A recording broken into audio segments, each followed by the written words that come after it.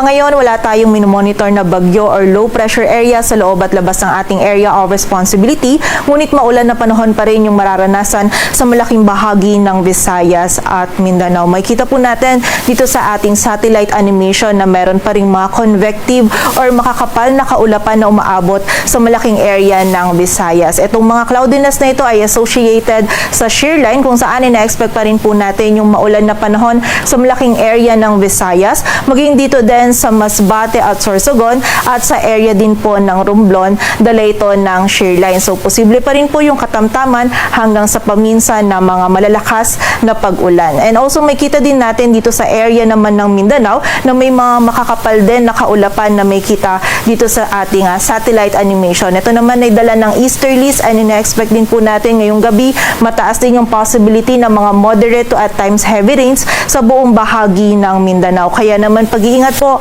para sa ating mga kababayan sa posibilidad ng mga pagbaha at pagguho ng lupa. And also dito naman sa malaking area ng Luzon ay apektado pa rin ng amihan or umiiral pa rin ng amihan. Ina-expect pa rin po natin magiging bahagyang maulap hanggang sa maulap yung ating kalangitan.